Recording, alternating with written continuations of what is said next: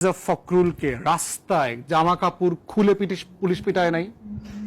এই বাংলাদেশের সোনার বাংলার পুলিশ জয়নাল ফারুক সংসদের হুইপ ছিলেন, তাকে রাস্তাঘাটে জামা কাপড় খুইলা পুলিশ পিটায় নাই, ছাত্রলীগ পিটায় নাই। মাহমুদুর রহমান আমার দেশের সম্পাদক হাজিরা দিতে গেছেন যশোর কুষ্টিয়া কোনো জায়গাতে, ওনাকে ছাত্রলীগ আদালতে গিয়ে পিটায় নাই। আপনি কি মনে করেন সেগুলো কি বাহবা পেয়েছে? সেগুলো তো সমালোচনার। আপনারা আলোচনা করেন নাই সেই দিন বাংলাদেশের গণমাধ্যম মবক্রেসির ডিসকোর্স নিয়ে কথা বলে নাই। আমি আপনার পার্টিকুলার ফ্যাক্টে আমি পরে আসতেছি। আপনার ডিসকোর্সের ক্রাইসিস কোথায়?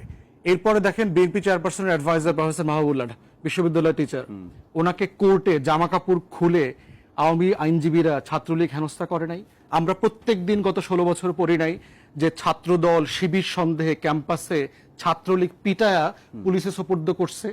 পুলিশের আগে পিছনে হেলমেট বাহিনী ছাত্রলীগ বিএনপি জামাত শিবিরের মিছিল মিটিং এ অ্যাটাক করছে। প্রশ্ন হচ্ছে এখন যা হচ্ছে মোটেই না, শেষ করতে হবে, আপনি বোঝেন, আমি কনক্লুশনে চলে আসবো।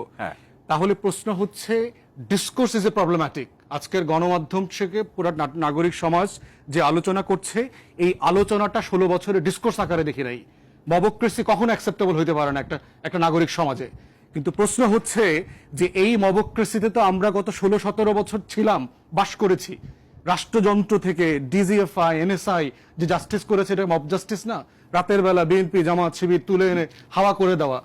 প্রশ্ন হচ্ছে এই ধারাবাহিকতায় সাডেনলি একটা গণ অভ্যুত্থান হয়েছে, এর মানে কি আমরা সব ভদ্র হয়ে গেছি? আমরা ফেরেশতা হয়ে গেছি সাডেনলি? ইবলিশ শয়তান ছিলাম গতকালকে, আজকে সব ফেরেশতা হয়ে গেছি? না, হয় নাই তো। এর বাইরে, রাজনীতির বাইরেও হচ্ছে একটা মব কালচার এই রাষ্ট্রে আছে বিচারহীনতার কারণে। আপনি দেখবেন যে কাজের বুয়াকে পিটায় মেরে ফেলে, আপনি দেখবেন যে দারোয়ানকে ডাকাত সন্দেহ করে পিটায় মেরে ফেললো, আপনি দেখবেন যে এলাকায় চোর ডাকাতকে ধরে চোখ খুলে ফেলে, আপনার হাত পাও কেটে দেয়, পানিতে ডুবায়া মাইরা ফেলে, এই ধরনের কাজ ঘটতেছে। তাহলে সোসাইটিতে দেখতে হবে যে এই সিচুয়েশনগুলো বিরাজ করছে, এর কারণ কি পলিটিক্যাল? এর কারণ কি স্টেট সিস্টেম্যাটিকলি ওয়াইড স্প্রেডলি এগুলোকে প্রমোট করছে? কারেন্ট অ্যাডমিনিস্ট্রেশনকে সেটার জন্য রেসপন্সিবল কিনা? আমি মানে এই পর্যায়ে এতটুকু বলুন যে এখন আগের 15 বছরে যে ধরনের মবগুলো হয়েছে সেগুলো গণমাধ্যম তার জায়গা থেকে আলোচনা পর্যালোচনা সমালোচনা করেছে, হয়তো নিশ্চয়ই সেটা আপনি জানেন, কিন্তু তার সূত্র ধরে এখন কাউন্টার মব হচ্ছে কিনা এটাই ছিল। হচ্ছে না, তেমন কিছুই হচ্ছে না। যেটা হচ্ছে খুব বিচ্ছিন্ন ঘটনা। অ্যাডমিনিস্ট্রেশন এই ঘটনাগুলোকে ডিসাইসিভলি ডিল করছে। আপনি জানেন যে বাংলাদেশে overall law enforcement agency very দুর্বল। আপনি একটা জিডি করতে পারেন না যে রাষ্ট্রে আপনি 17,000 টাকা পুলিশ কনস্টেবলকে বেতন দিয়ে তো আপনি ফার্স্ট ক্লাস সার্ভিস আশা করতে পারবেন না। যেখানে জুডিশিয়ারি আপনার চিফ জাস্টিস থেকে টোটাল অ্যাপেলেট ডিভিশন পালায়া চলে গেছে, হাইলি করাপ্ট জুডিশিয়ারি, ইমামও পালাইছে। তাহলে সেই বাস্তবতায় বিচারহীনতার এই কালচারকে স্টেট প্রমোট করেছে, যেই রাষ্ট্র খুনকে প্রমোট করেছে, হাজারে হাজারে খুন প্রমোট করেছে, লাশ নাই করে দিয়েছে, সেই রাষ্ট্রে সাডেনলি আপনি আশা করতে পারেন না যে আমরা সব ভদ্র হয়ে গেছি, হঠাৎ করে সবাই ভালো হয়ে যাবে, এটা আশা করা যায় না, সেটাই আপনি বলছেন। এই জন্য হচ্ছে এটাকে একটা সিস্টেমেটিক ইস্যু আকারে, টোটাল ধারাবাহিকতা আকারে আলোচনা করতে হবে। সাডেনলি মবের আলোচনাটা এমন আসছে যে সিডেনলি এই 10 মাসে এই ঘটনাগুলো ঘটছে, ব্যাপারটা তা না। এই ঘটনাটা চলমান, এটা অনেক কমে গেছে বরং 10 মাসে। এখনো যেটা আছে এটাও কমাইতে হবে। একটা ডেমোক্রেটিক ট্রানজিশনে এইটা আমাদের কালেকটিভ রেসপন্সিবিলিটি।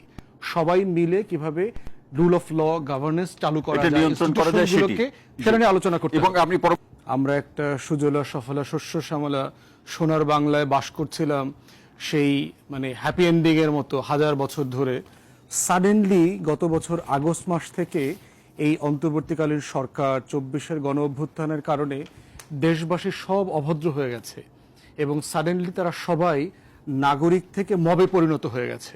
একটা মবক্রেসির রাজত্ব কায়েম হয়েছে অন্তর্বর্তীকালীন সরকারের নেতৃত্বে। আপনাদেরকে মনে করায় দিতে চাই যে আমরা কিন্তু 16-17 বছর ধরে একটা স্টেট স্পন্সর্ড মব জাস্টিস মবক্রেসির ভিতরে বাস করেছি। এক্সাম্পল দেই, দেশের সবচেয়ে বড় রাজনৈতিক দল বিএনপির সেক্রেটারি। আমি মনে করি না যে অন্তর্বর্তীকালীন সরকার আপনার সিস্টেম্যাটিকলি এই ধরনের মানে বিচার বহির্ভূত কর্মকাণ্ডকে তারা সমর্থন করছে।